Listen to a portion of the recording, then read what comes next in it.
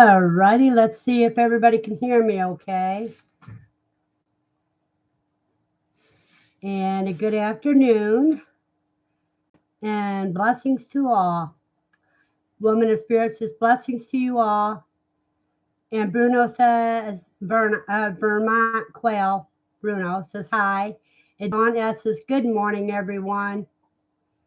Well, it's 1 o'clock here. Well, 1 minute till. And things are a little bit crazy this week. Today, mostly, had the psychotic guy downstairs going off at 7 o'clock this morning, then just after I took Lucy out this afternoon. And he scares the heck out of me.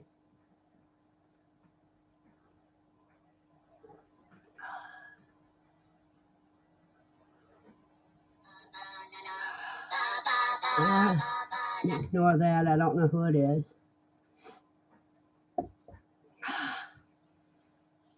Good afternoon, Jan. Or good morning to you because I thought you were only an hour away from me, but you may be more. Hour time difference. Buster. Hello, Buster. Buster says, we'll be listening at work. John says, neighbors can really suck sometimes. That's putting it mildly, mostly when he appears to have schizophrenia. And Jan says, yes, in Indiana. Jesse Mills says, good afternoon, everyone, listening in while at work. Well, good afternoon, Jesse. I hope you have a good work day. Let's see what's going on. Everybody's coming down with sinus infections, and some kids are coming down with strep. And that kind of puts dampers on a lot of projects when you want to visit somebody and things get thrown out. But life happens and you keep going. You wait until everybody gets better and then you do your gathering. John says, I had to get into work in 30 minutes. I can't listen there. Oh boy, John.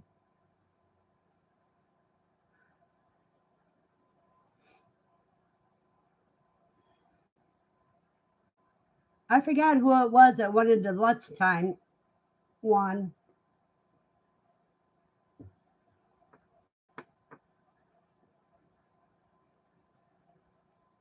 But anywho,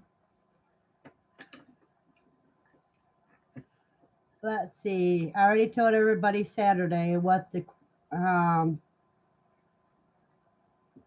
guinea pigs weighed, and I think I may have said about what the quail weigh.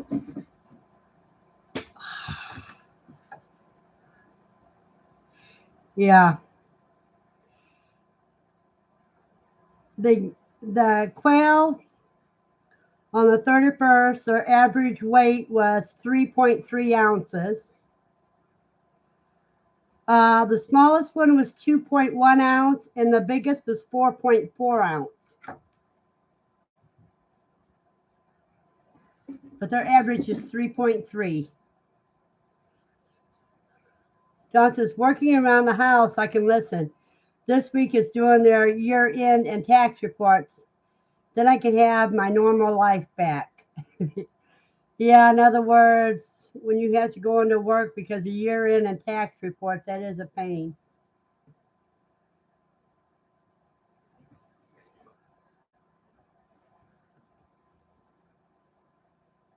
See, I've got two people that are kind of strange that live one on top of the other, and they set each other off. And I can't handle a lot loud noises and confrontations going on.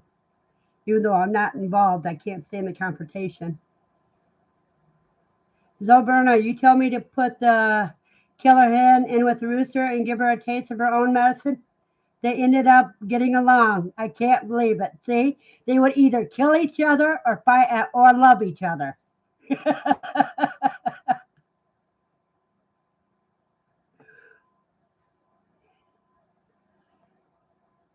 And that is great, Dawn.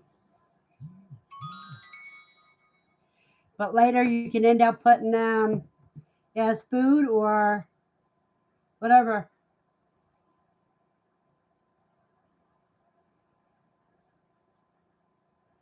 Insurance company texting me. I ain't interested in that.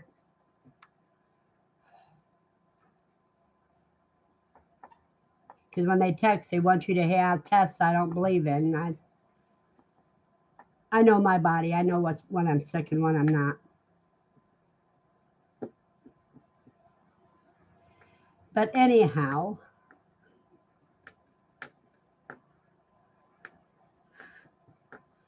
so the quail are getting pretty big. Don says, thank you. I plan to use her for food, but she is still giving me an egg a day. Now they will be fertile eggs. Yeah, but the trouble is, with both of them being aggressive, you don't want to use those eggs because those chicks have a higher chance of being aggressive. And aggression is one thing you want to breed out, not breed in.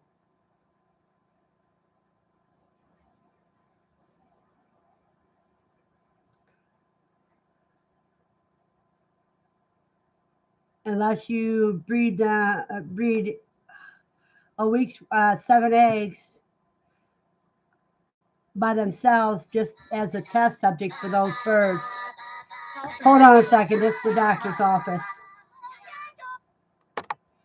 Hello.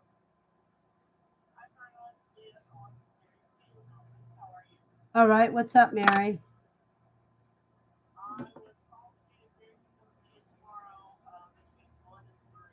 That would be great. I'm just on live stream right now. Okay. Talk to you later. Bye bye. Well, the doctor's coming tomorrow. Nikki James says, listening in while I drive, birds to buyer. That is great, Nikki. Is that breeding set that they bought from you? Or birds for calling? I like when I get up enough and sell some breeding sets. I had a return customer call me and asked if I had any birds because she bought breeding sets for me last year. She asked if I had. I said, nope, I don't have any right now, which I don't because the only thing I got is the 12 that are growing. Well, 13, but I don't count the one with dry neck.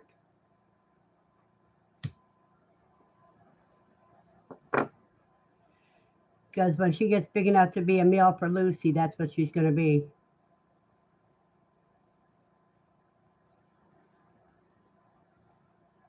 Buster said, will Zach be having a live this Sunday? At this point, I don't know for sure yet, Buster. More than likely he will, but I know he's having allergy and sinus issues right now.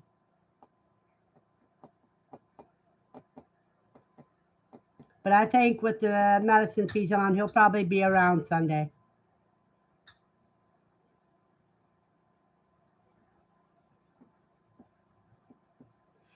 Now, does anybody have any birds in incubator today?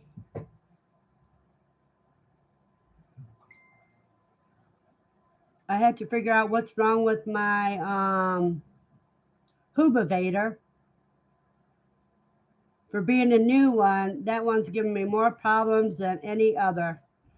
Bruno says no, thank God. Which God, Bruno?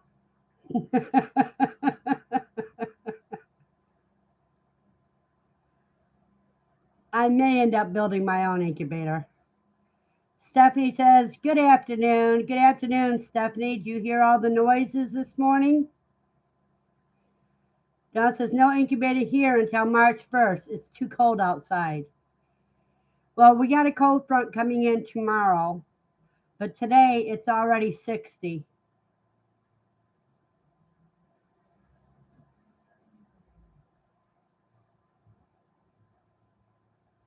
Well, that didn't light. Stephanie says, what's happened this morning? With apartment G and H going off at 7 o'clock this morning.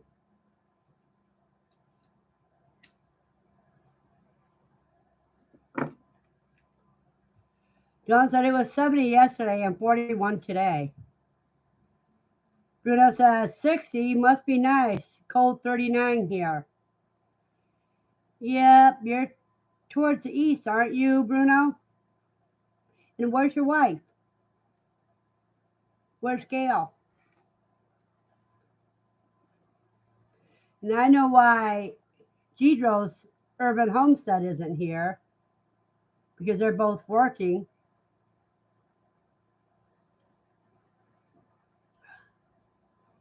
Oh,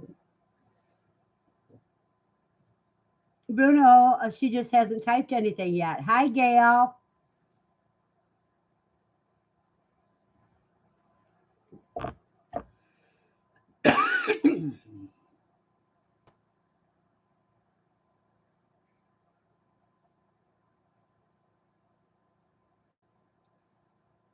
Alrighty, anybody got any baby of any type of animals? Oh, what I'm wearing today is one of the shirts that I crocheted.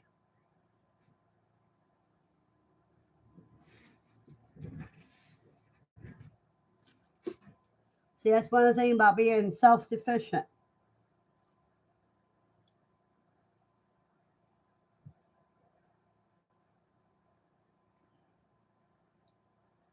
So it's beautiful.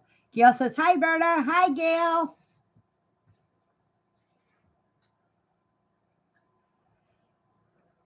Bruno says, I have babies going here. What kind of babies, Bruno?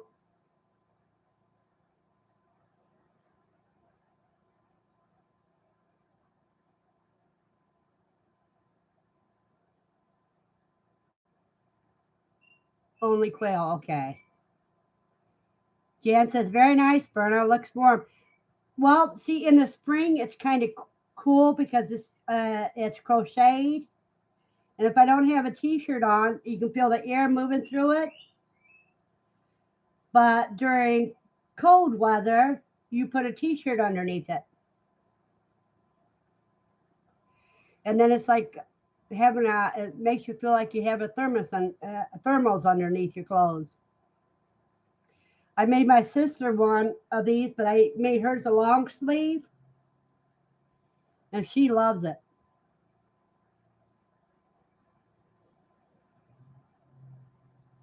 This is the size it looks like one that's a short sleeve.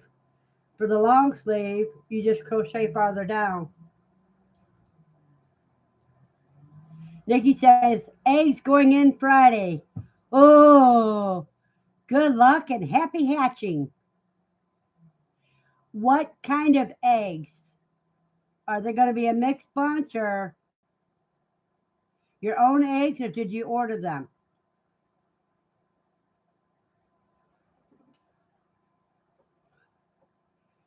Right now, I have to use powdered eggs because I'm out of fresh eggs.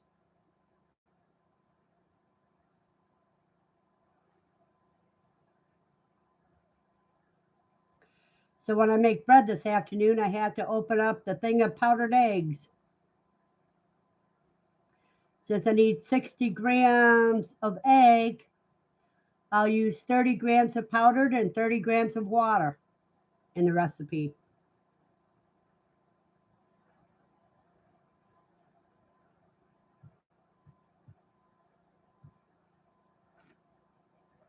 I think I'm going to start doing a lot of cooking and get my stockpile up. Then I'll be able to sell some instant meals to people. Freeze dried bean soup, which I already have, and it comes out great.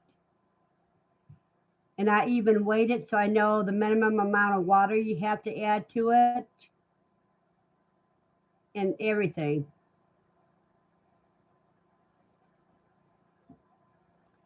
Vicky says, my eggs, jumbo white and jumbo wild. All right.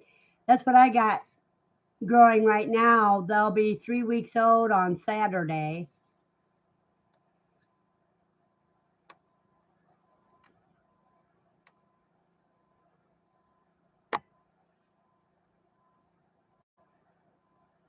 They're only 2 weeks old and they're already averaging out at 3.3 ounces. Yeah.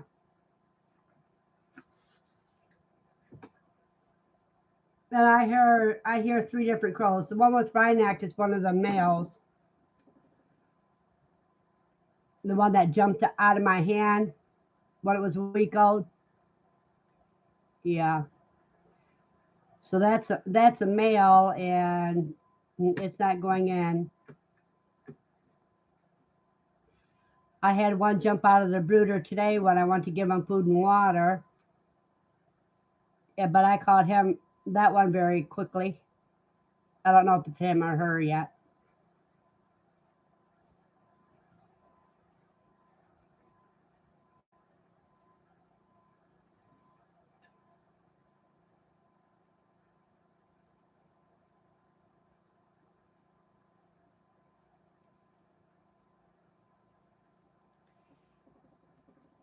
And I should probably do some crocheting and put up on Etsy or something. Stephanie says, "Are those eggs different in flavor when they're a boy and a girl?"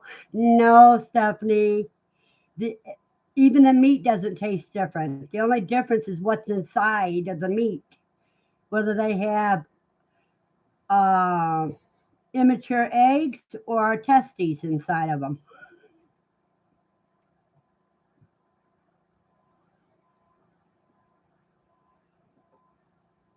Eggs taste like eggs. Can you tell whether the chicken eggs you are eating are male or female? No, you can't do that with any eggs.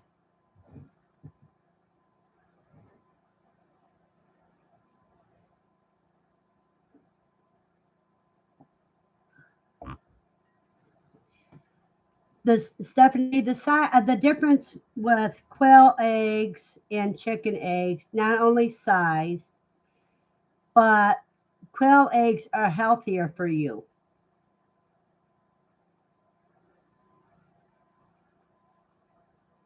It has a lot more of the B complex vitamins. Dawn laughs. She goes, "I'm glad you mentioned the meat. I have not eaten a hen yet." Once you clean them, they all taste the same. The innards go to Lucy. But I've seen where some people have tried the testes.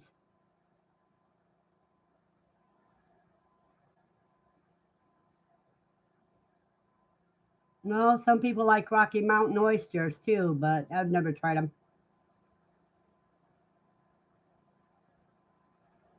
And I think it was Bruno that said it was gross when he saw my balut challenge. Bruno says cutting the backbone out of the bird is the quickest way to butcher. But do people like their birds with no backbone?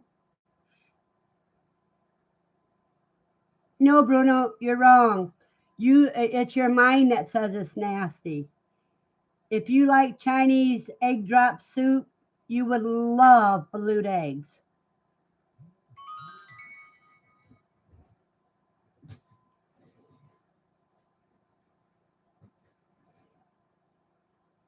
Well, see, I tell you what, Bruno, when it comes to when times get tough, you'll die of starvation before I will.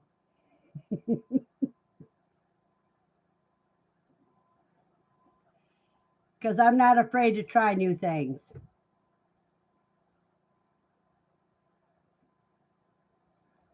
That's the only thing I have to say.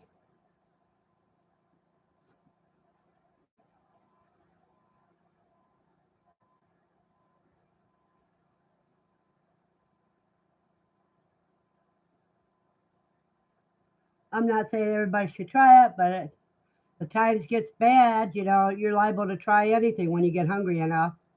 You see, that's the difference. When I was a child, I went hungry plenty of times.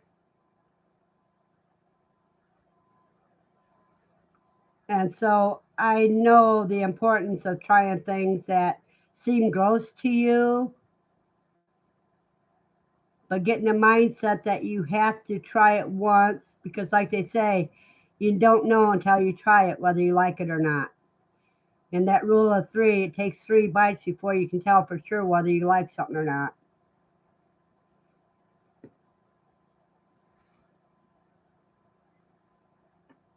And I was sick when I tried them.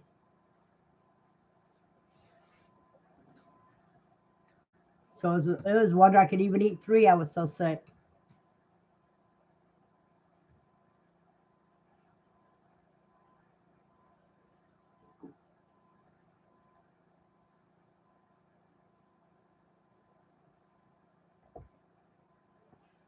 What is the strangest thing that you have ever eaten?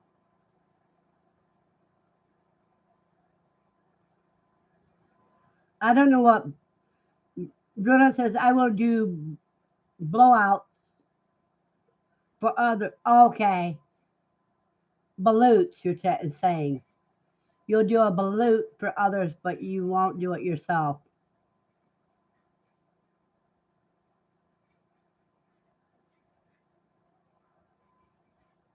What is the strangest food you ever tried, Bruno?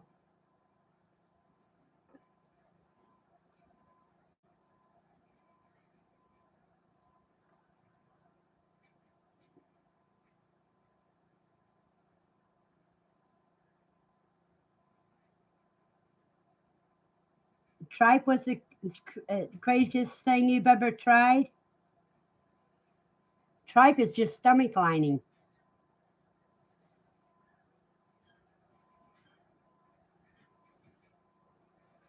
Have you ever ate a beef tongue or beef or pork cheek?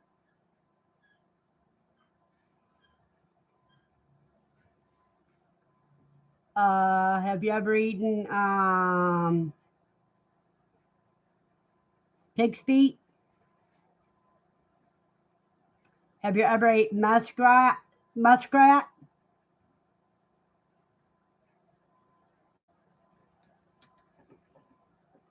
or possum? John says, I can't remember the strangest food I ever tried. Nothing bizarre, just recipes that were failures and had a good review that were plain nasty. Yeah, there's a lot of cooking channels that are that way. You gotta watch where you get your recipes from.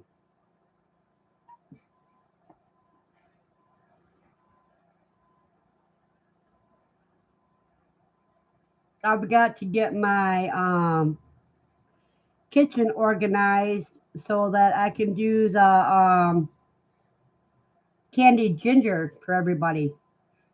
Nikki says, and of course, I'm early to the meeting place. Good, Nikki. What was the strangest food you ever tried, Nikki?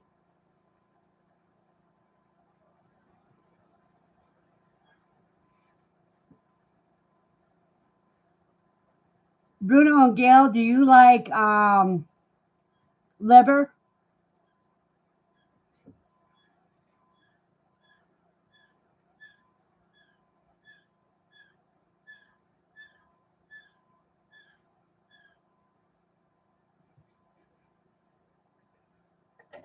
She don't, I do. See, to me, liver is the grossest thing that you could eat. I'd eat balut anytime before I'd eat liver. I'll cook it for others, but I won't eat it. I tried it once and it bounced right back out. John says I had a ground turkey crustless pizza last week. So bad I could not eat it. I made homemade pizza sauce, put it on the leftovers, and ate it in a wrap, and it was good. I'll never cook it again. John says she likes fried liver. Nikki says crickets down in Mexico, they were really good and spicy. Yeah, I've heard crickets are good, mostly when you get the chocolate covered crickets, like crickets. Yuck, liver. See, I have an aversion to liver because I have a high iron count naturally in my body. So when it hits my stomach pushes it right back out because it doesn't taste that bad. See, there's a lot of countries that live on bugs. Bruno. Bruno says he loves fresh liver and he says he doesn't like eating bugs. But there's a lot of countries that bugs are their main staple.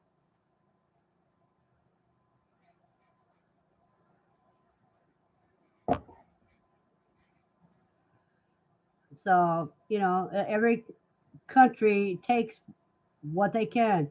All the things that we used that no that I used to eat as a kid that you could get for almost free. Nowadays, it became a thing to like wings. You used to get wings for free when you went to a butcher.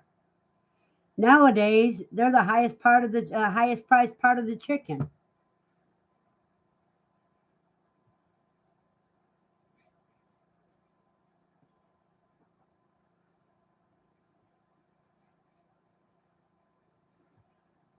Pork hocks and smoked pork hocks used to be almost free, or neck bones. They used to be free. Nowadays, you pay premium for that stuff. All the poor people food have become rich people food.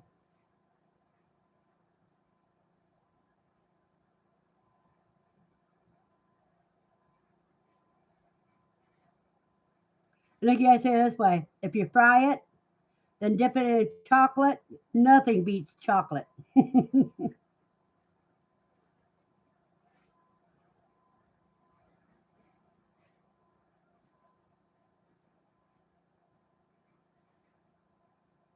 They do crickets and grasshoppers. Glenn Wells says, you can have the bugs. I'll stick with animals and eggs. Glenn, I agree, but when you have an overabundance of bugs and no meat that you can afford, bugs are do because they're higher in protein by weight.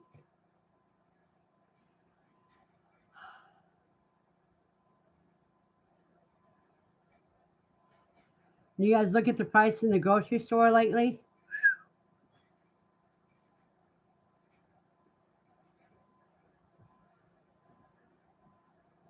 It's getting ridiculous.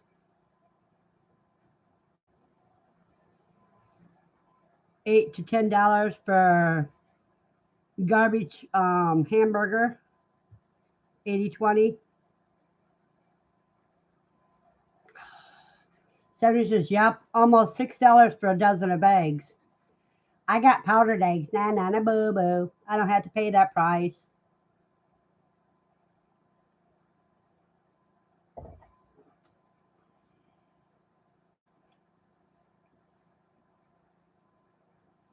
John says, hubby paid $2 last night for a softball sized head of lettuce.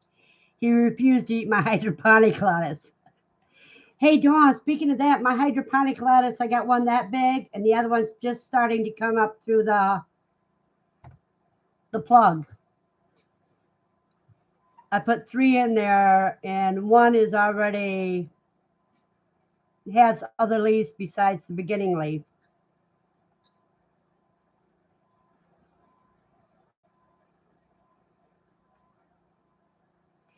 And when I'm done with these plants, I'm going to clean the plugs out and save them for seeds for next time. And I have three more in that box of lettuces because my machine only holds three, and they sent me heads. I mean, six plugs.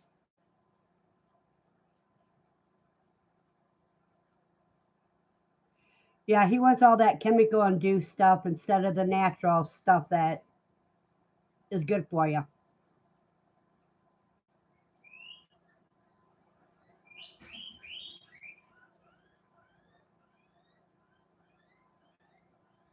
Either I got a couple of guinea pigs fighting or someone's having babies. Let me check.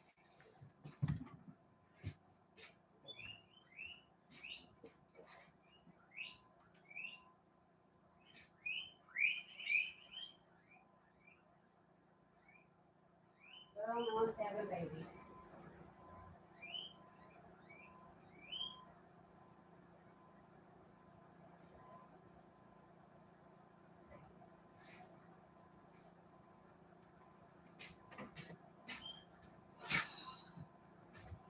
They must have been in a squabble because there's no babies in there. Let's see. Glenn says eggs went from $1.50 a dozen to $5 a dozen, but they say inflation is 10%. Must be Common Core math. Yeah. That says, oh, that Dawn says, oh, that's great, Verna. 1216 seeded lettuce, and last night ate my first huge salad. I have 8 heads growing. He prefers the chemical induced lettuce. Yeah, the stuff that could be goddess only knows what. Let me see. I don't have on the calendar when I took it's about a week ago, I think, that I planted the lettuce. So it's going to be another couple weeks before I get any. But I got Misfit Market. And let me get that link for you guys. Because Misfit Market is good if to get organic vegetables and fruits that you may not grow yourself. Not only that, this code will give us both $10 off. Let me get signed in here. Okay.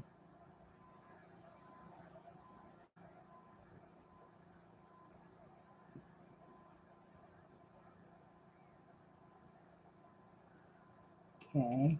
Promos and credit.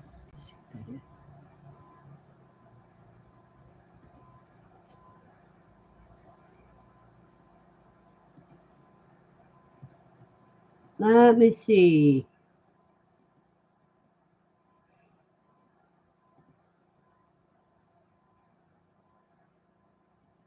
That's the promo code.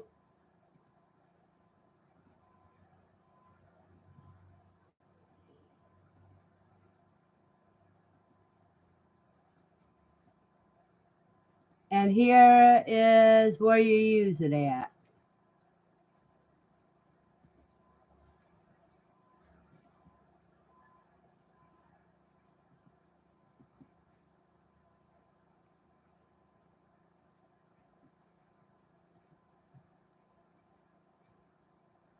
Oh, right now for limited time, you get $20 off your first order using that promo code.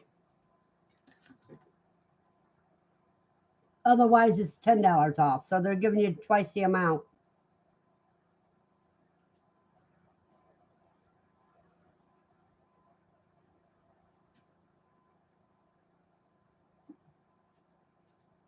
Simple Living, good to see you.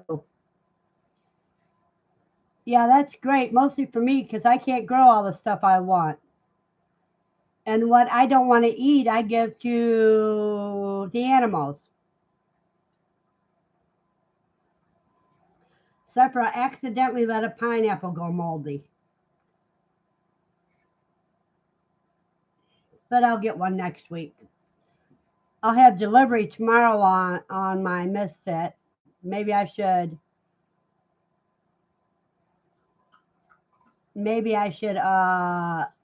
video me opening the box and showing everybody what I got in it.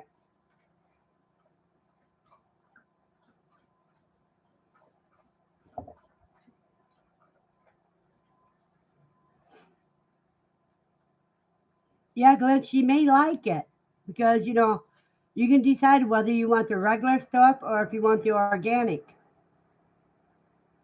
Yeah, I'll have to do that because I'm supposed to get a package tomorrow.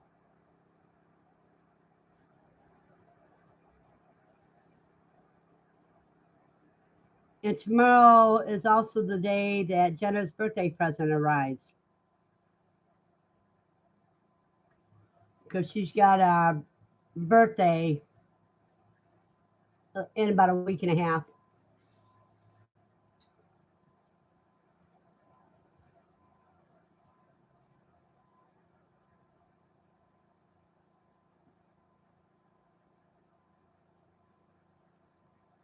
And I may end up videoing how I order things too, because you can decide what you don't want out of the stuff that they get in that they want to give you.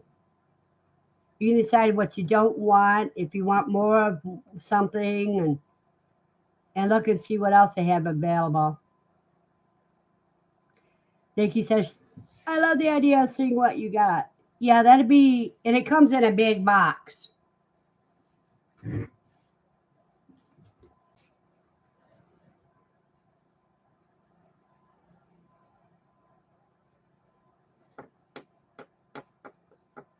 And the other thing is, you have to order at least $35 worth of stuff, which isn't nothing if you got more than just one person eating it. But what I do a lot of times is if I don't eat it and I don't give it to the, if I can't eat it fast enough that I can't give it to the guinea pigs, then I can freeze dry it. And I love freeze drying eggplant because they make the best crackers when they're freeze dried.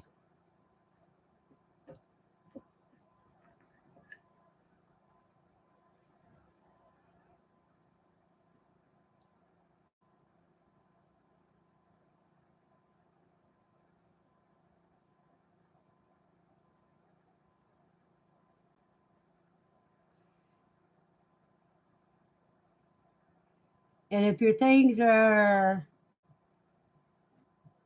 if it comes to a holiday close to the time you're going to, like Christmas, it's best to skip that week because you know how the mail is.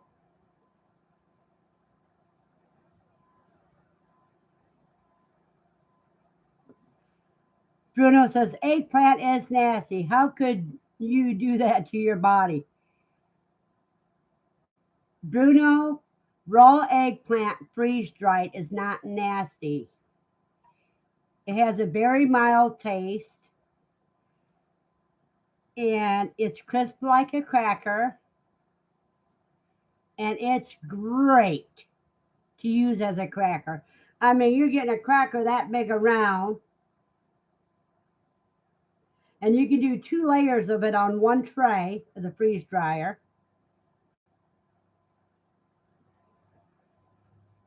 And there's no carbs or very little carbs in it.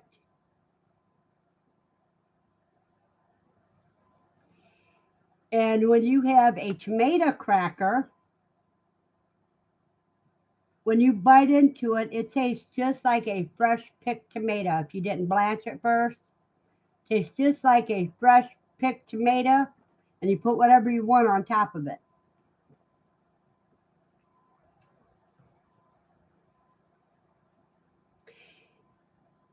And Bruno, if you think eggplant is nasty, it could be you just don't know how to cook it.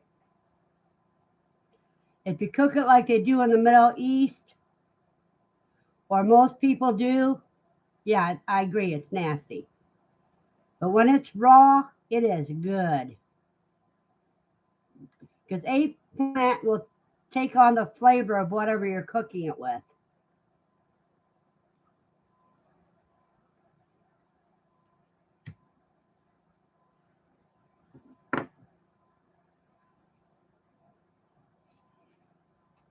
One of these days, I'm going to get a camera that I can have someone show me how to operate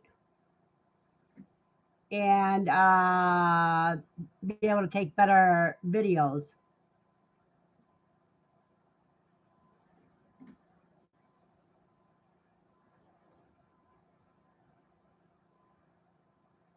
And I did not get the one about the koi that I said a week or two ago. I didn't get that out, and I should have.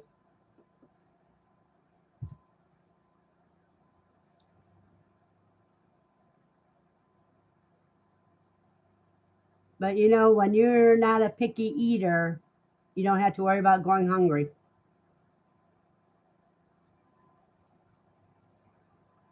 And that's what I did with my granddaughter when she was little and I had access to her.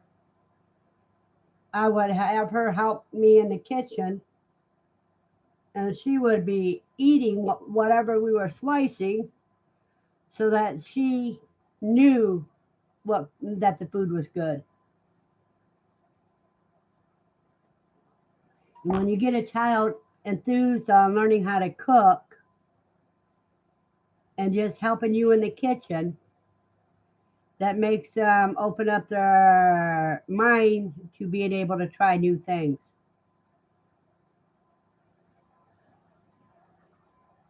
And you can start that the minute they start walking. I was only 5 years old the first time I fried an egg.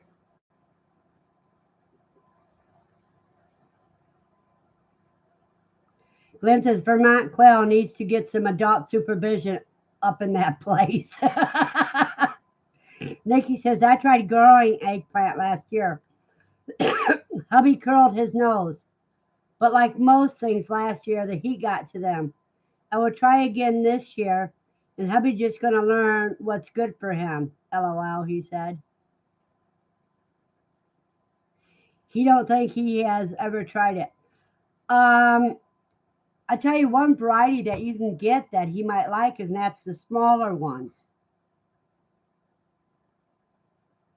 Because the smaller ones are good if you treat them like green tomatoes.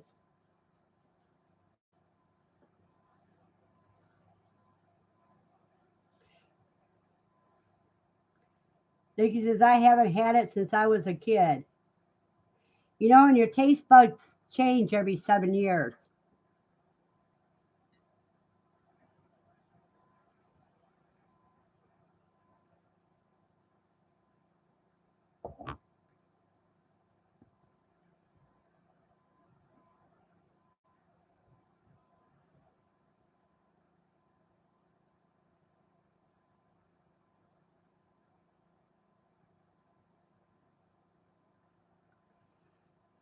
So it looks like Thursday sometime I'm going to be videoing my Misfit box.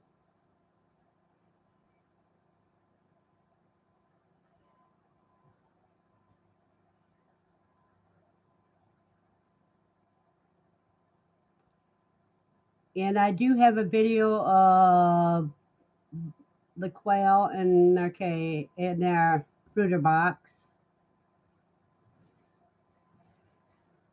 And I got a couple of videos on clay. Glenn says, as a kid, I couldn't eat asparagus, but now I can't grow enough of it. So you guys are lucky. You have places that you can grow things. I don't. I can grow inside, and that's it. And I have very little room for that. I had to get rid of my bookcases and all my books, except for the important ones that I can fit into this little dresser there.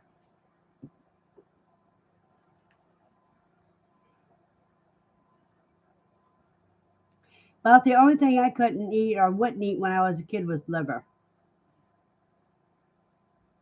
Everything else I was ready to try.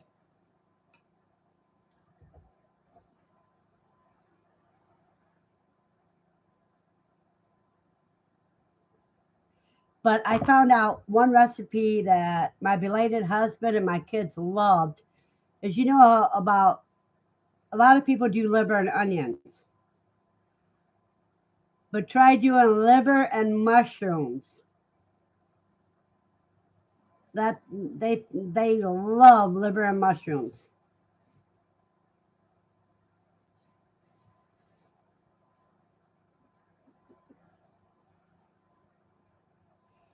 And only browning your liver and then letting it simmer into the in the gravy keeps it tender.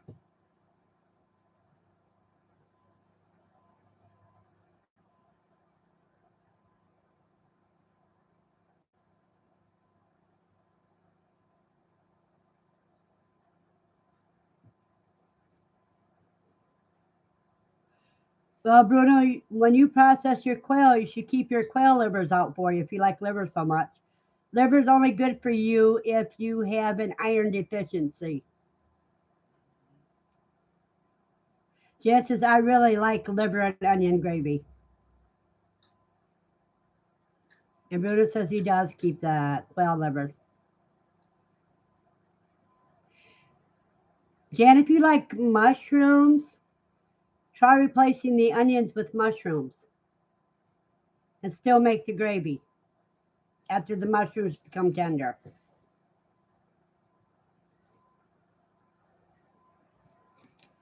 Now, while you guys catch up, I am going to get me some coffee. My G Rose cup is empty.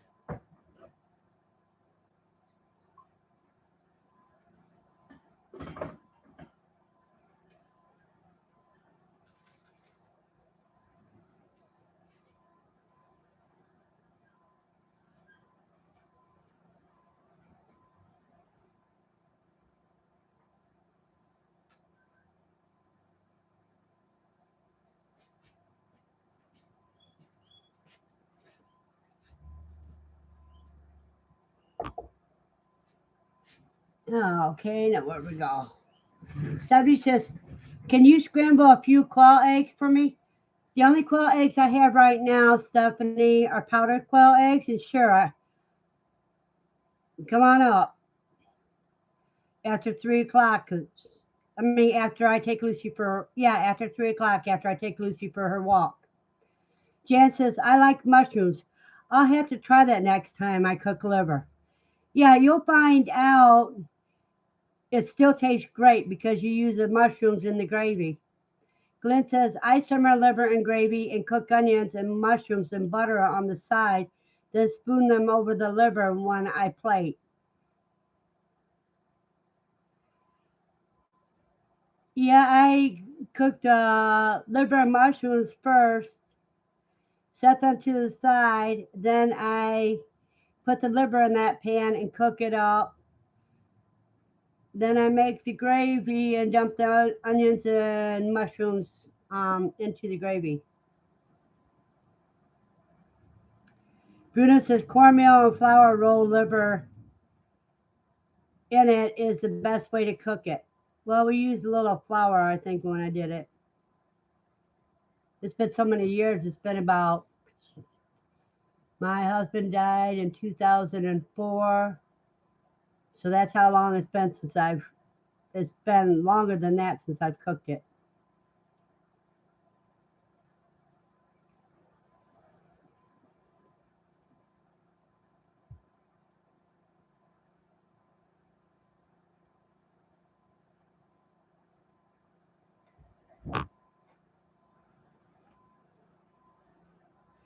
Glenn says, dang it, now I want liver.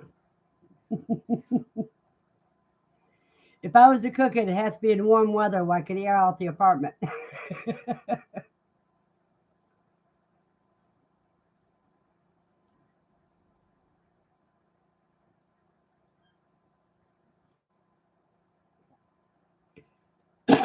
Lucy gets all the liver that comes in this apartment. And she usually gets it raw. Nikki says, me too, Glenn. See, I'm so terrible to you guys. Oh,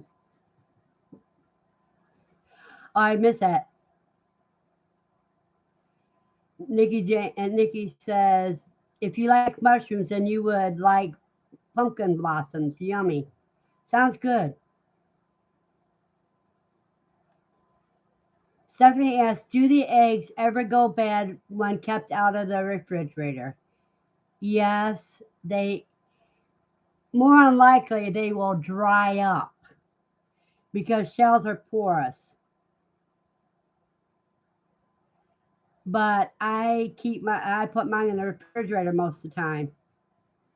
And that's how I was able to keep quail eggs for so long. I just did the last of them um, a couple days ago.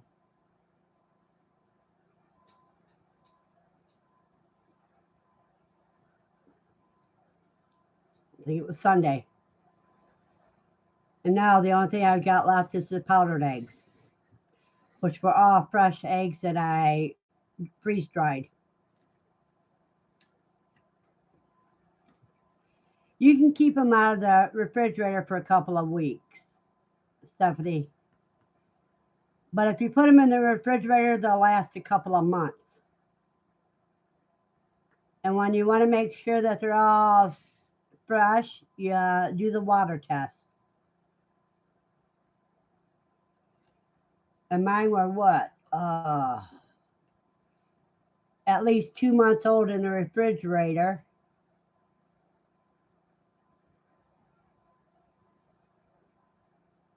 And I only I lost less than half of the last bit.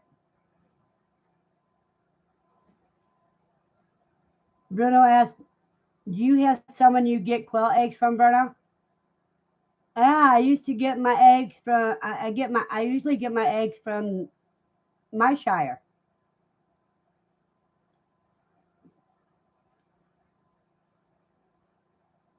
That's where I got the jumbo whites from.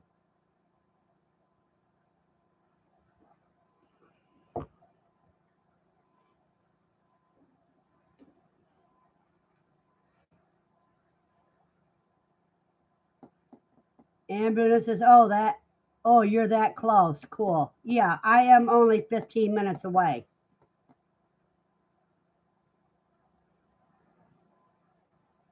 Stephanie's driven me out there once just so she can meet Zach and Jenna.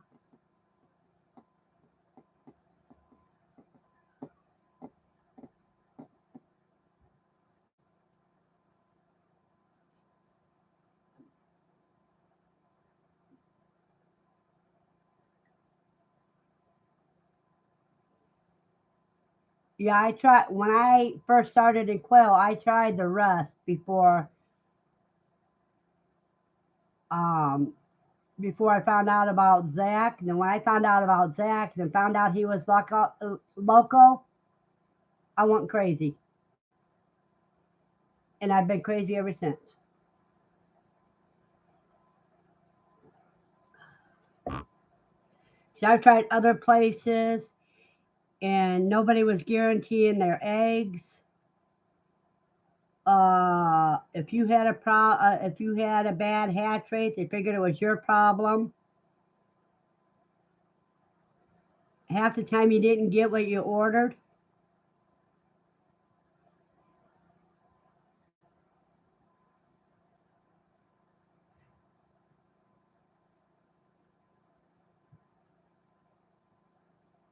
And a couple places, I got some that had inbreeding issues. Says, where is that S.O. Swanson at? My cousin is either working or sick. I think he's sick. And Jan agrees with me. She says Zach is the best to deal with. Yes, because even if it is your problem, he's going to help you succeed.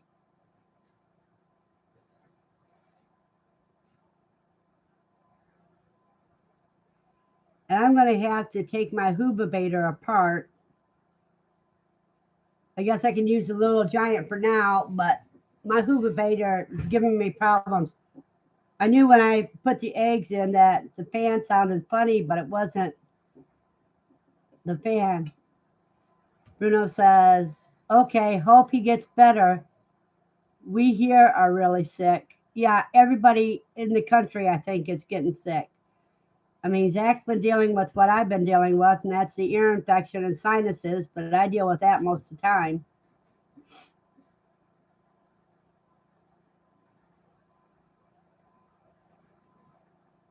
And it's really been kicking his butt lately. And with all this changing weather, we need a good freeze that lasts about a week. Jess says, yes, Zach won't take your money and not help find a solution to a quail problem. Yeah, and he wants you to succeed. He doesn't care if you become competition. He wants you to succeed in your adventure.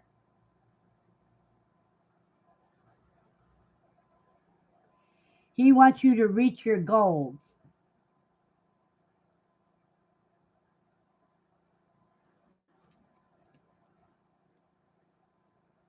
And I have found there are some people that do not think that way. There are some that let the green eyed monster get to them.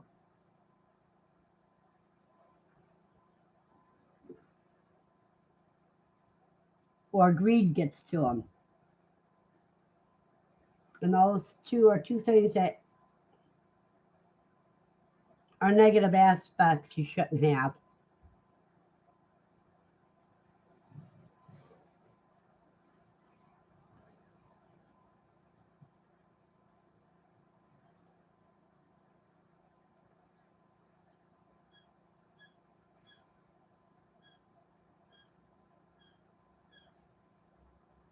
No, I think almost everybody in here has met me, and you know I'm not greedy or jealous type. Bruno says, I see the quail eggs pricing has gone up. Yeah, everybody's doing that because the feed pricing has went bad. It's gone up like everything else. Buster says, I've only ordered eggs 2 times. Both were from my shire. Yep, Buster. And you've been in with my shire for a long time, Buster, because I can remember when you first started coming to the live streams.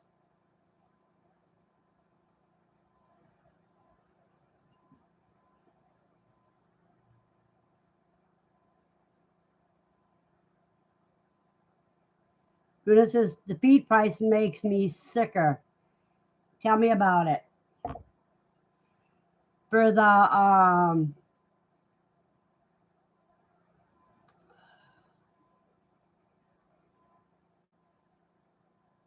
oh, I can't remember the name.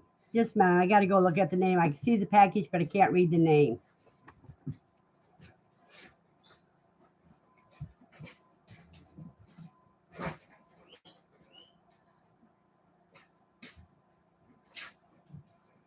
For the game bird starter crumbles are up over $25 for 40 pounds. Excuse me. Jan says, my sister was in a grocery store and heard a lady complaining about egg prices. She told the lady that I'll sell quail eggs and she would be happy to give my number to her. She didn't want my number. Yeah, people are afraid of what they don't know. So that's why you have to educate. Verna says, I will be spending over $150 a month for feed soon. Yeah, so you have to increase your price a little bit in order to make up for it.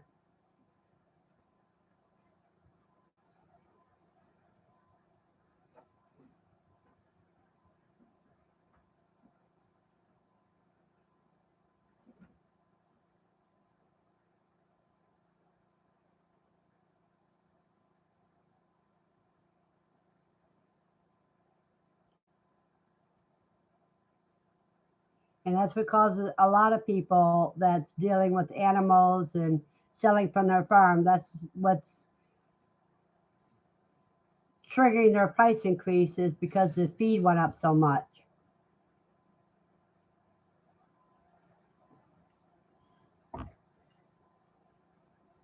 If you do enough mealworm or black soldier fly producing and enough microgreens or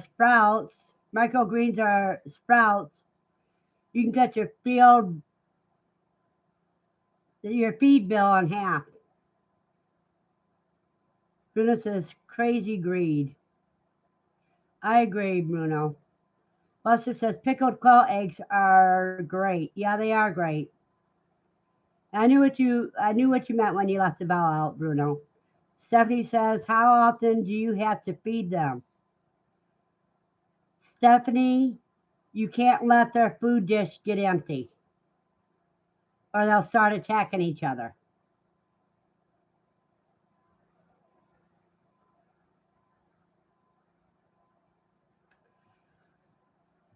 Jazz asks, how much microgreens do you feed quail? Let's say 10 quail. Well, Jan, what I do is when I do the microgreens, I'll take a whole quart jar of them and divide that in 2 cages in their feed. Stephanie says she didn't know that the quail eat. Well, what they eat, um, Stephanie, you need to watch. Oh no. Can you guys hear me? Because it seemed like my computer did something funny just now.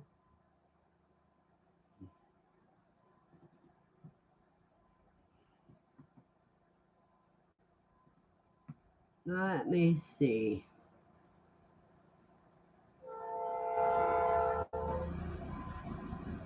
I'm trying to find a certain one.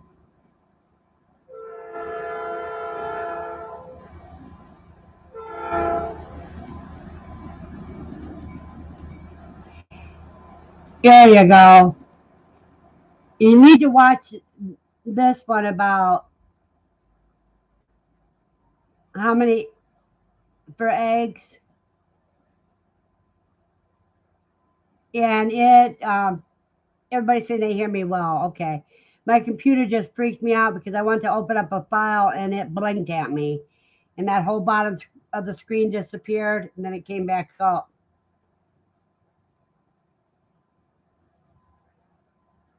That one and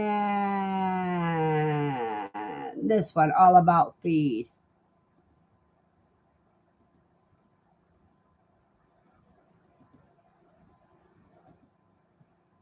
That way you can understand why the prices have to go up and everything. Now, what get me is people that are saying their minimum price is $1 per egg. I'm sorry, I couldn't do that.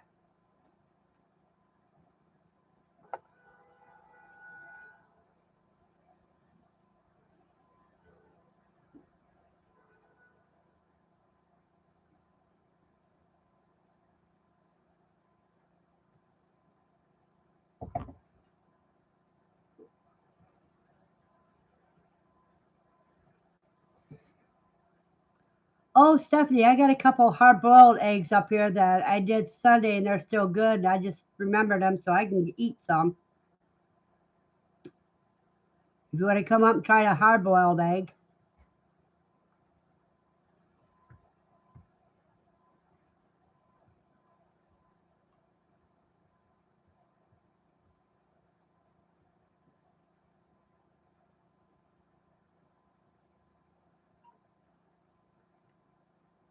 Yeah, after Lucy goes potty.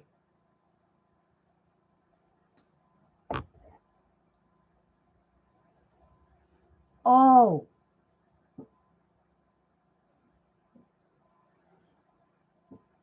I got this slipper done for one of my friends, and I've got to sew its mate together.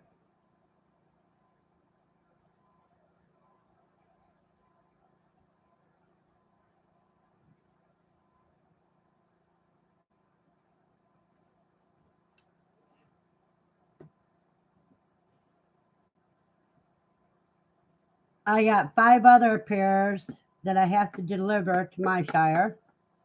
Andy says, hello. Hello, Andy. Glenn says, I like boiled eggs with soy sauce. I like it with a little pepper, salt and pepper. or just plain. But soy sauce, after you peel your eggs, you can warm up soy sauce and dip them in and cook them a couple minutes in the soy sauce. That gives them a different flavor too. Andy says, "How is everyone?" Well, Andy, I'm as crazy as ever. Jan says, "Oh, yum." Another thing that's good, Glenn, if you got any left over because they don't make it anymore, is to dip them in sriracha sauce.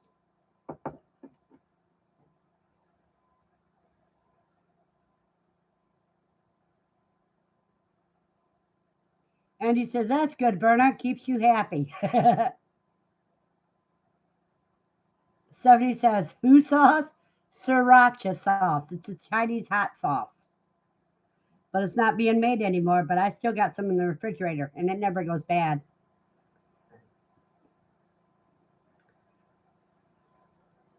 But I think there's a recipe out how you can make your own sriracha sauce too.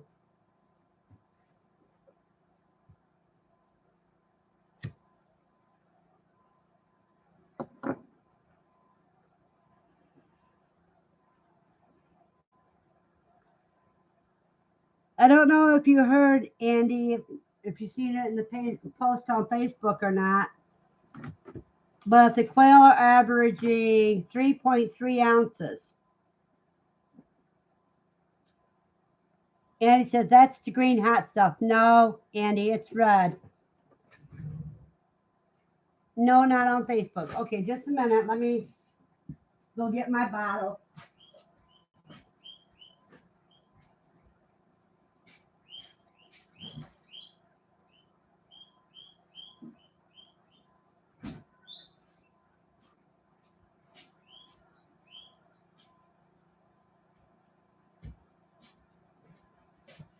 Hugh Fong Foods has gone out of business because they're having a hard time getting the peppers. But you can grow the peppers yourself. And this is sriracha sauce.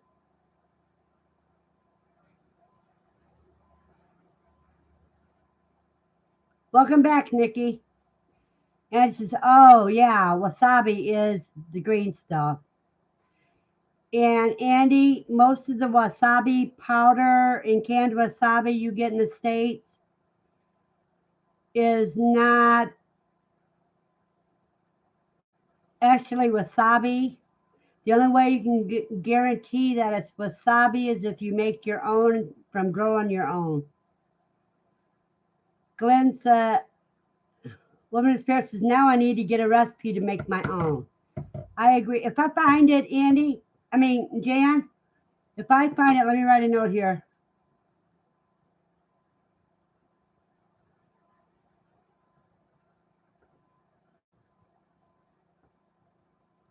I'll send it to you.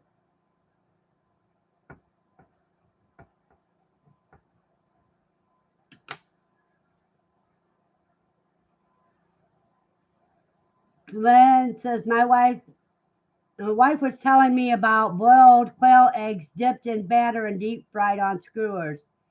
Yeah, that's a street food. And Woman of Spirit says it's horseradish. Well, I know it's a horseradish and it might have just a little bit of wasabi in it. And he says, "Yeah, can't eat hot sauce. I'm allergic to regular hot sauce." Jen says, "Thank you so much, Verna. Save the thanks for when I find it."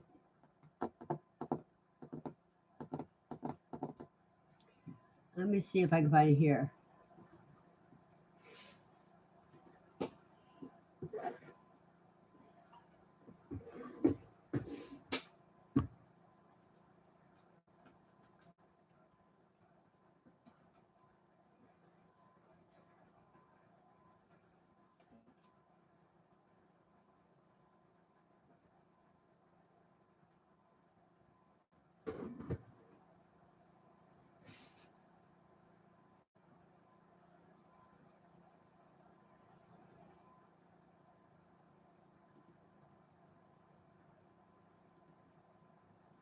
Okay, Jan, here you go.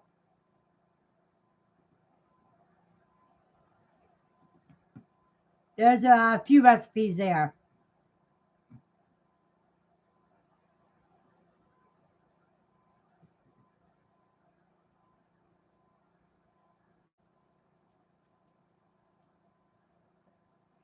And he says, Glenn, I think pancake batter or funnel cake batter would be good to use with dried quail eggs. Yep, you're welcome, Jan. See, I've only got that much left. I tell you what, if you want to make a ghost pepper hot sauce, wait till in the summer or fall and do it outside. Because if you do it inside, you'll burn everybody's eyes out. And remember, when you handle peppers, wear gloves because that chemical burn is real.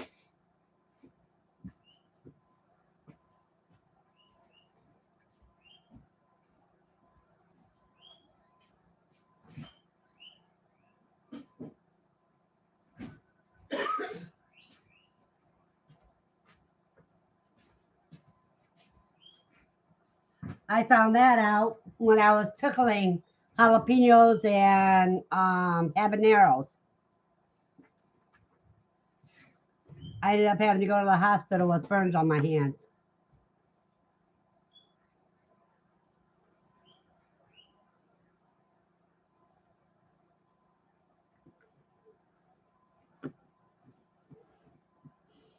The cigarette didn't stay lit.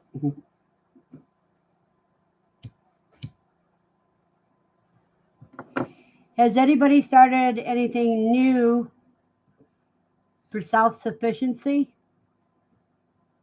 lately?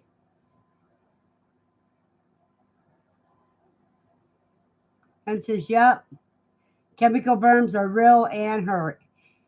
Yeah, they're not like regular burns where you can put it in cold water for a little bit to get some relief. No.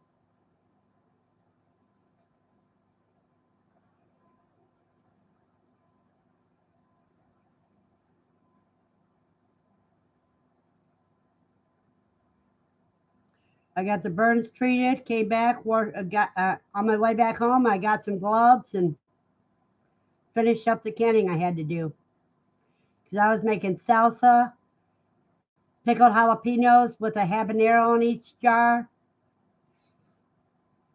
I was having a blast, but I couldn't let anything go bad.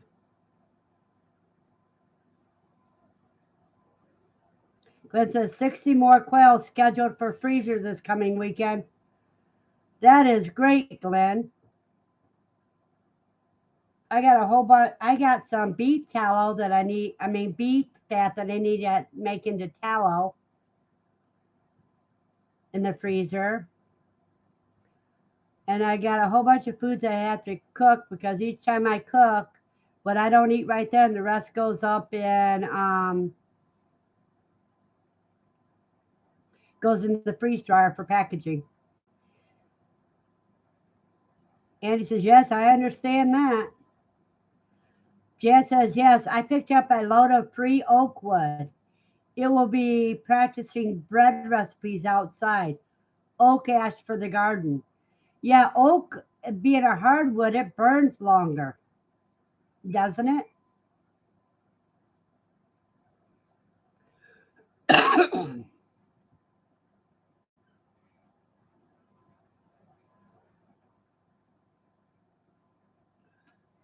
Are you going to bake the bread in your iron Dutch oven or camping cauldron, however you want to call it?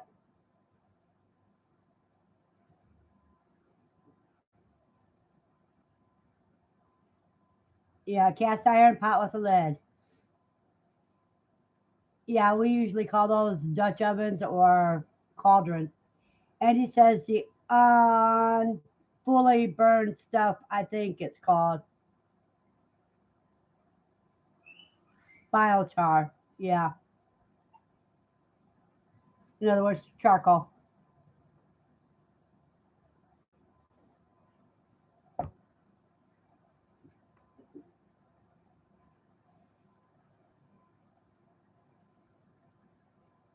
And he says it's wonderful for the garden also. Yep.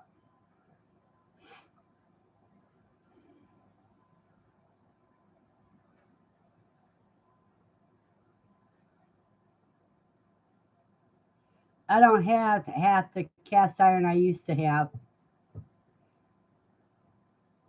Jess says, I call it the heavy dang pot you don't want to drop on your toes. Does it have feet on it, Ann? I mean, Jan? Does the pot have feet on it?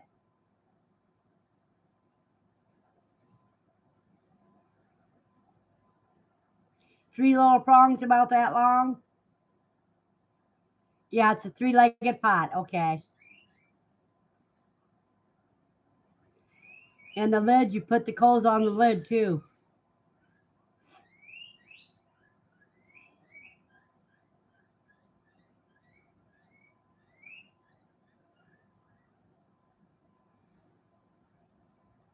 I'm gonna have to recheck my Kai because it sounds like I may have two males in a cage.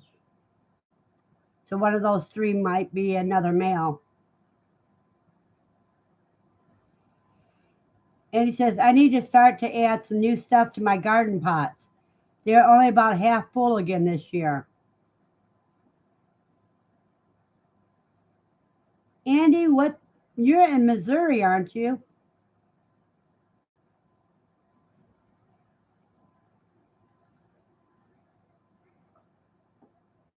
And he said, asked, did you get new koi?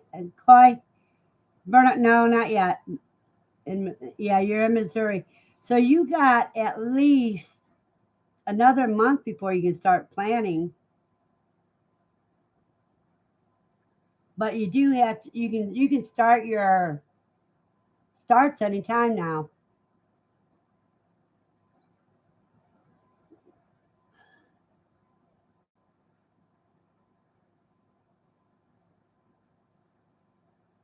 There's one of the younger koi that I thought was a female that it might be a male. I just didn't see it. Whereas the one male, Rusty, I knew right away he was a male because he was already.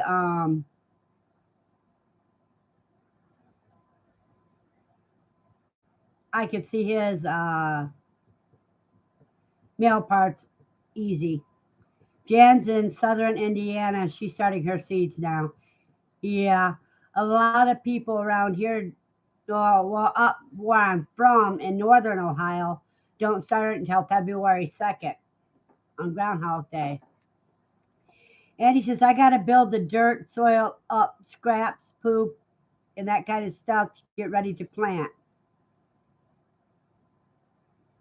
Glenn says, I gave my granddaughter a lesson on why I use cast iron and carbon steel instead of the non-stick stuff you see on commercials. Well, not only is iron and carbon steel more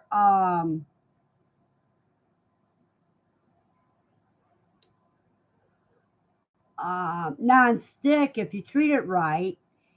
The iron is great for women, mostly if they go through menses, because it brings iron into their diet in ways that they can handle it when you cook with iron.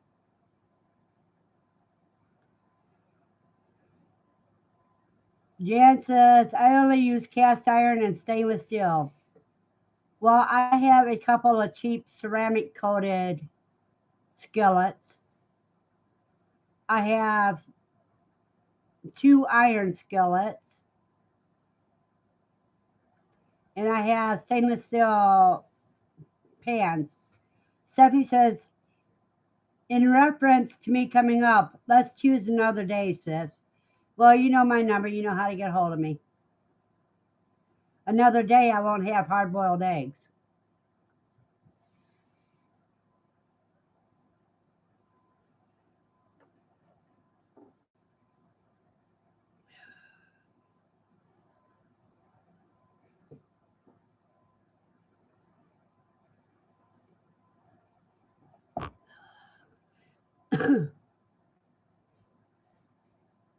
Andy says, "Oh, I need to tell my daughter to start using cast iron during this pregnancy.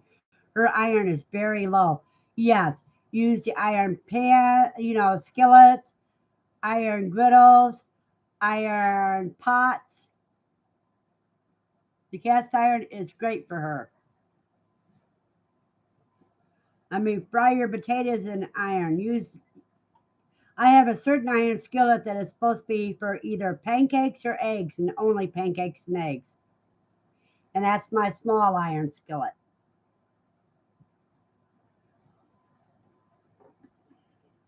The other one I use for fried potatoes, meat, and you don't use soap when you scrub them, when you clean them. You use hot water and a um,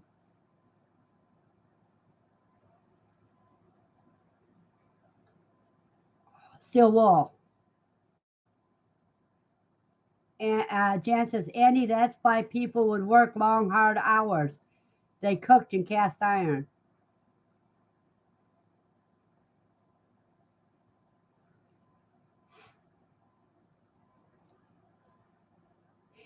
The only thing you don't want to actually cook in iron is tomato base. Stephanie says, I used to think that it was old wives' tale about getting iron from cookware.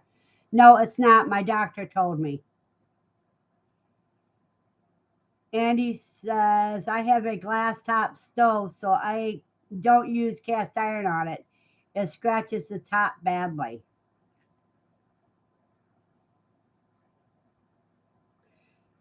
I'm glad mine isn't glass.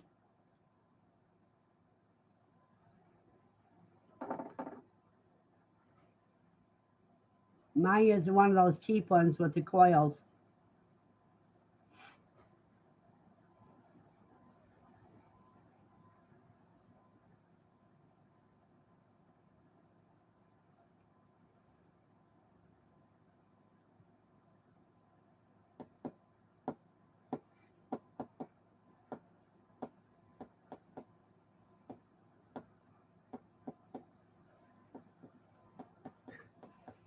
So if one of those other koi end up being a male, I'll put it in little Blackie's cage. Nah. Jan says, I've always had a gas cook stove. Jan, I love gas, but around here they seem to only have electric. And that's why I won't do a pressure cooker on the stove. That's why I'm not pressure canning. It's because I don't trust electric stoves because they don't jump the temperature down right away like gas stoves do. Andy says, I don't think I will buy another glass top stove again. If I can find another kind, that is. Yeah, you can get the other kind. You just have to look for it. They're usually cheaper.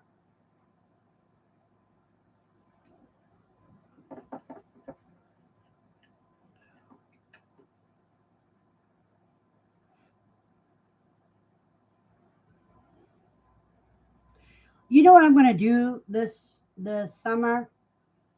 I'm going to make some deviled eggs and pass them out at different locations and video taste testing, people taste testing them that's never had quail eggs before. Jan says builders build all electric houses. My gas stove can be used in the winter if my furnace goes out or just to take the chill out of the house. Yeah, that's true. Glenn says, I bought an old gas stove that I put on covered porch out back to keep the heat down inside during summer. Yeah, I love that idea. See, when my belated husband was alive, we had a propane gas stoves,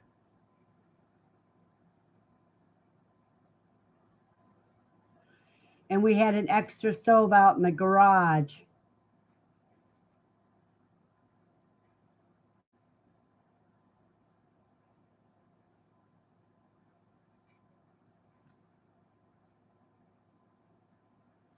And the garage was away from the house. It was on the other end of the property.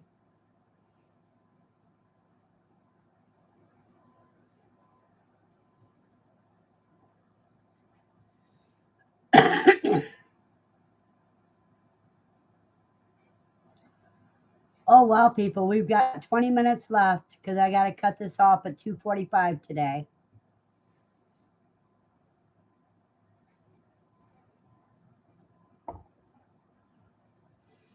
Around here, people have a lot of bonfires, so I could always do a bonfire. Stephanie says it's a beautiful day today, and tomorrow goes back to winter days. Yeah, that's what I was telling everybody earlier. Let's see.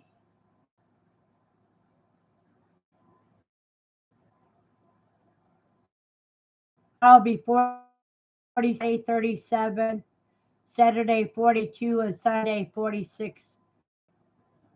Snow on Saturday and rain on Sunday.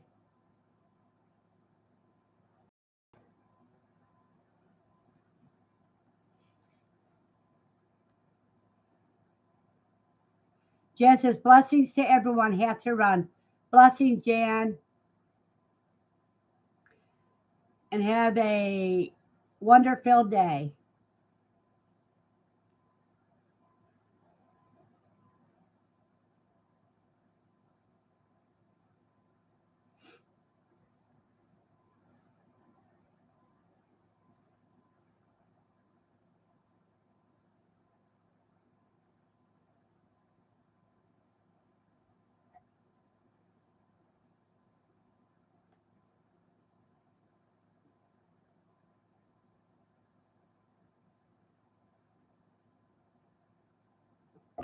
Does anybody have any projects going on today?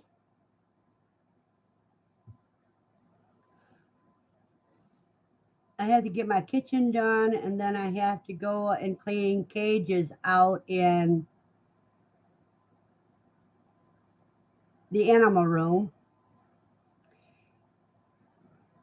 If anybody was in close proximity, I could sell my one of my 3-tier Winola Ranch cages for cheap. Glenn says, I got to put starter on my pickup. Yeah, that's a job. Stephanie says, I have to go my blood work. I have to go have my blood work done. Well, that's not really a project. That's an appointment, Stephanie.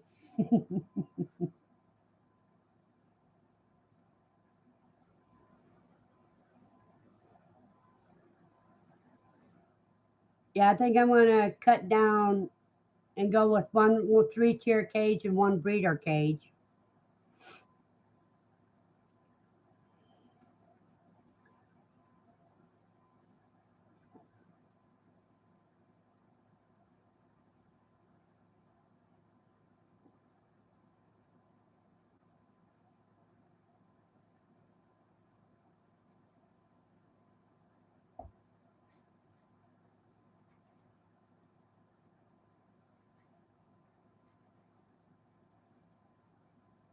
Because I think one of the ways I'm going to have to get rid of my problem that I've mentioned before is I'm going to have to cut down to how many animals I have and get um, buckets to put the feed in. Glenn says, if I don't get truck going, my quail and rabbits will be real hungry. Yeah, you better get that starter on today, Glenn. And he says, I'm back. I had someone stop by. Yeah, it's just like me getting phone calls during the wrong time. Start the live stream the doctor's office call. They ask if it's okay for the doctor to come out tomorrow.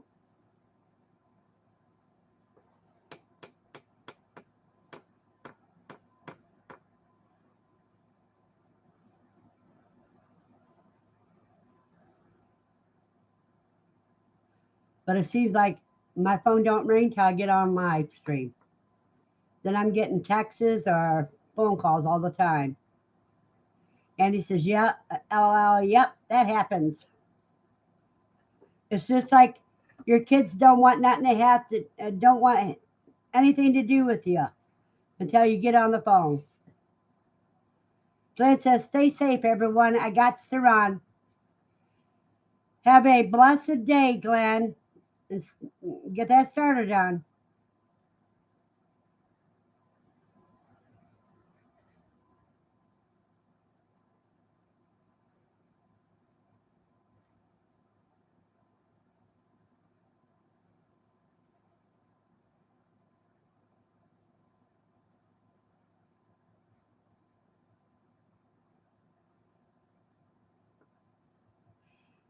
Let me see. So the quill will be how old?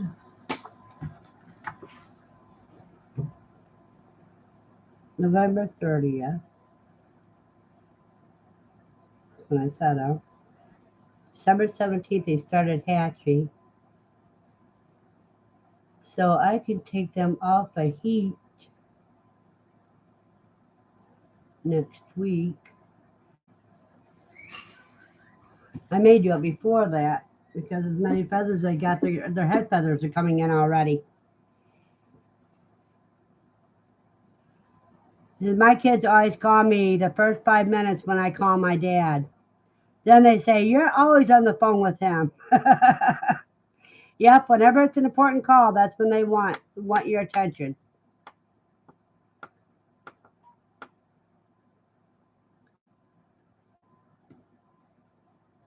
Boy, and the thing with today is I had a lot of noise wake me up an hour before I was supposed to get up of people arguing and loud and screaming. And then when I took Lucy out, it started again. And then when I went to take her out at noon, I had to wait until the sirens quit running. So that was three triggers I had to deal with. I had to end up taking one of my anxiety pills that I usually try not to take. Andy says, "I moved my babies outside in the grow out cages with a heat lamp on them." Yeah, but I can't move mine outside, Andy. Yeah, you can take their heat lamp off probably in another week or two, depending on what the temperatures are. And he says, "Oh, dang, crazy morning for you." Yeah, it was a very triggered morning. And that's why I'm getting a little tired right now because I had to take that anxiety pill. And now that I've calmed down from talking to you guys, I'm starting to get tired, but I got things I got to get done.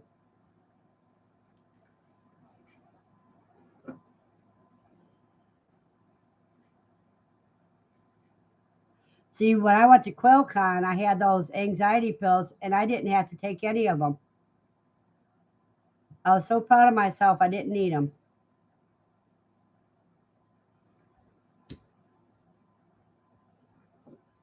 Thanks to PJ and Zach and Jenna and George and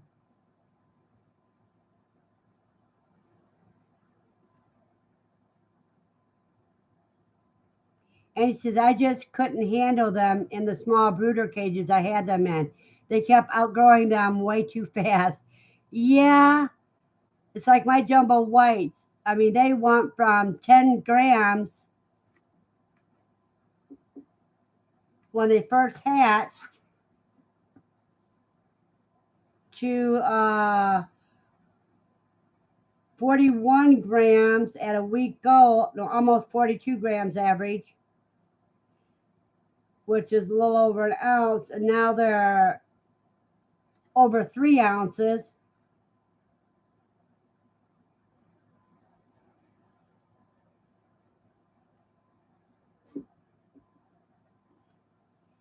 And he says, "QuailCon must be a calm environment." It is. It feels like a great big old family reunion without the alcohol and arguments. And yeah, well, they are going fast. You're right. Let me see. Grams to ounces. Let me see what that is. Okay, when they weigh 10 grams, let me do that right now. That was a third of an ounce. When they weighed 41.85 grams,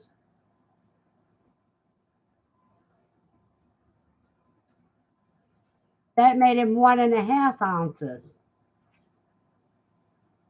And in a week's time, they doubled up to 3.3 ounces. So yeah, I always said that at least the first week they seem to grow double their size each day.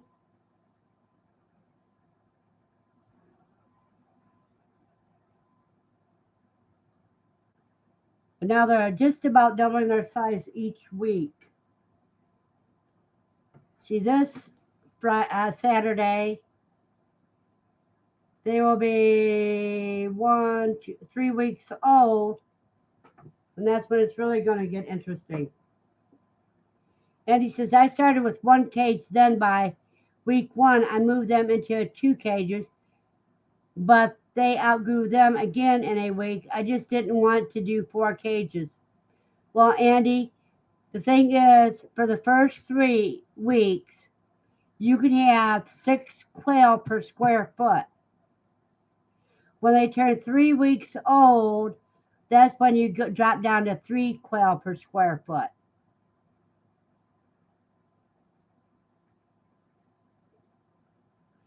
So if you know how many chicks you have, no matter what age they are, for the first until they're 3 weeks old, you can put 6 in 1 square foot.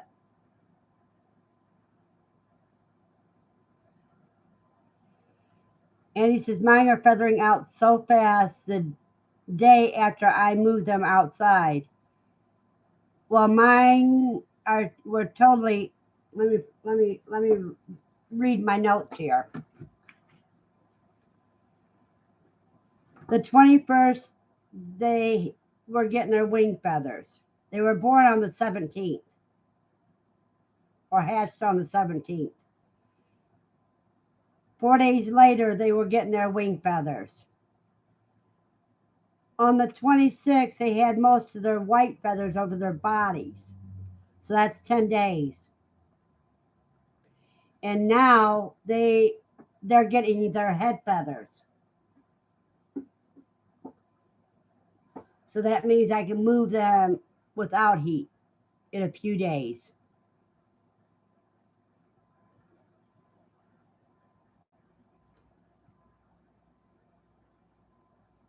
And he says 38 babies in a small cage, LOL. Maybe 2 by 1. So that's a 2 square feet. Yeah, you should have only had 12 in there. Yeah, the critter. Yeah. You know, the critter cages for guinea pigs will not hold a newborn guinea pig. They can slip out of those. If they're afraid trying to get away from you, yeah, they'll a newborn one within the first 2 or 3 days, they can slide out in between the wires there.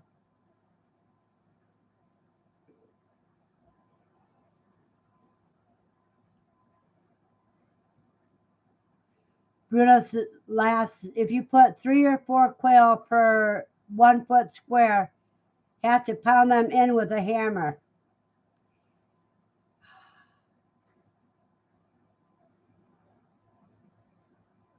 No, you don't, Bruno. You put 3 quail per square foot, and that's for jumbos. And he says, being mine is outside, I'm keeping the heat on them for a bit longer. And he says, yes, baby guinea pigs can get out of them. Very easy. That's why when she had them, I put them in the playpen. They couldn't get out of the playpen.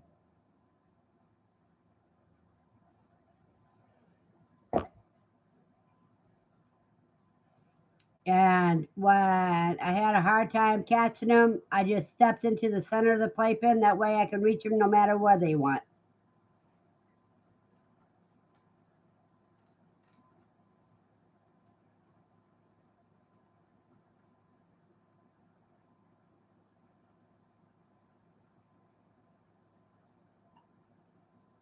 And he says, so can baby quail if I put the pine chips up too high.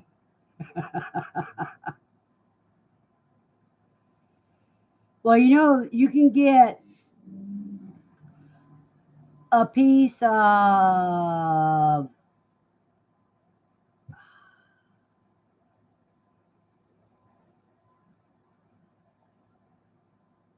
oh, balsam wood like you make airplanes out of, the toy airplanes out of. You can put that around it, or you can put wall tile around it, and that'll keep the quail in. It's just like when you put babies into the cages that have egg rollout cages. You put a piece of cardboard between the feeding trough and the floor because they're not going to be getting eggs for 3 more weeks. That gets them out of it. That keeps them from escaping. Andy says, I'm talking about the ones with the plastic bottoms, then wire on the top. Yeah. I put hardware cloth around them. Yep.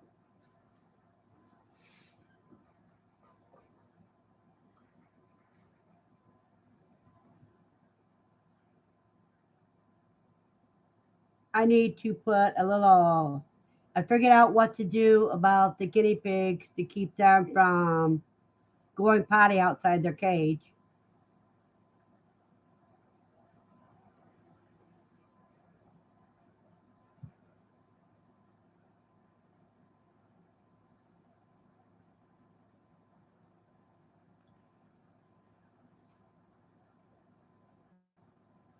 Because they're going to be going in the so-called brooder boxes. And he says, I don't use rollout cages because my quail are outside.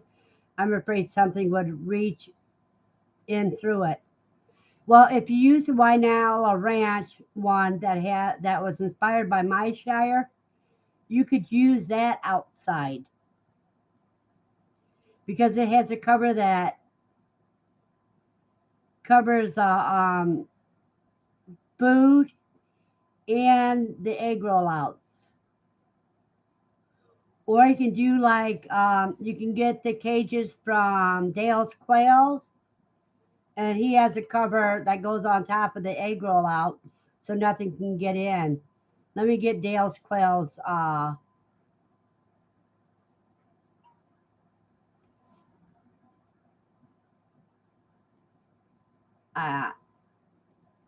ordering place.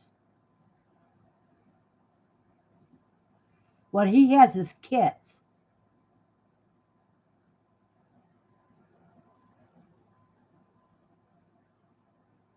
Yeah, you can also look at some of Dale's, and this is. Let me find the one on Renola Ranch.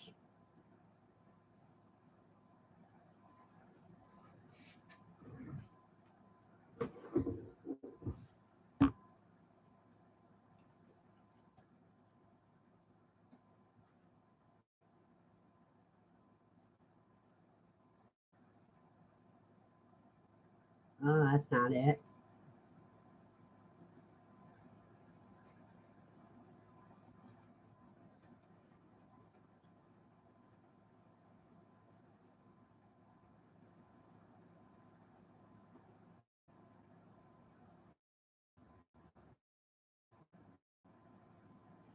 Let me see if I can find the one inspired by her.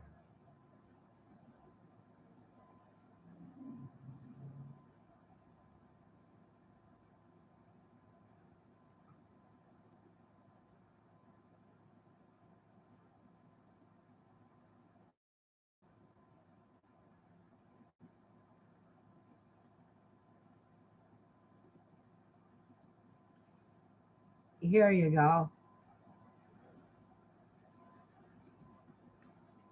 And see, we got Papa the Builder picture in it.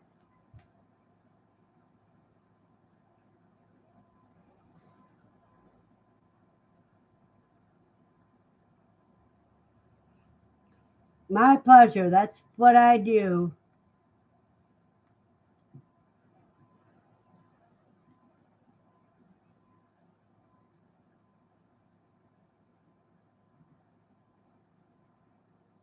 Is I save useful information to give out to people.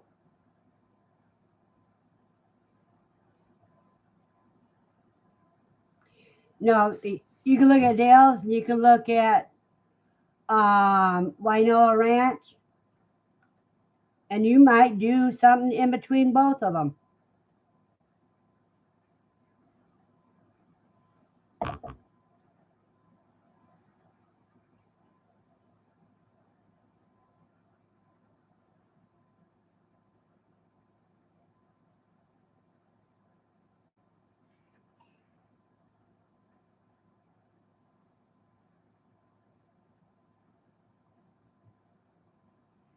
Or you could even do an aviary like Christina and Jasmine does.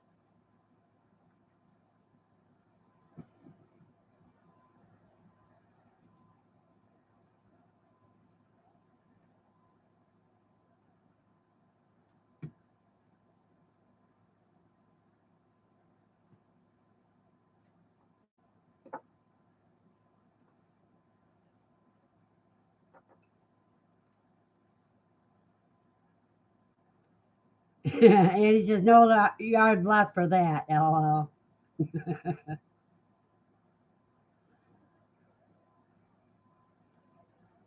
Oh, wow, we're over time. Now, anybody has any other questions you want answered real quick before I have to go? And he says, I can't bend over to get the eggs most days. Andy, that's when you use a fish net for aquariums.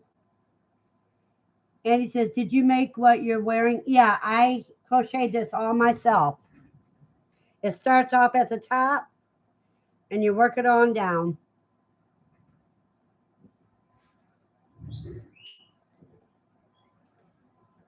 Well, thank you very much. See, and this is one of the booties I've made.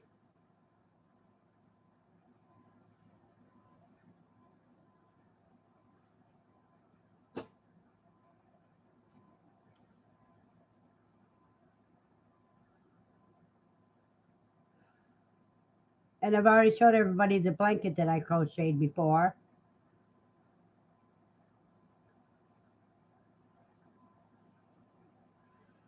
And Annie says she's never made a wearable top before. Bruno says, I'll see you later, Verna. See you later, Bruno, and have a blessed day. Well, I'm going to have to go. So everybody have a blessed day. Stay safe and keep on quailing.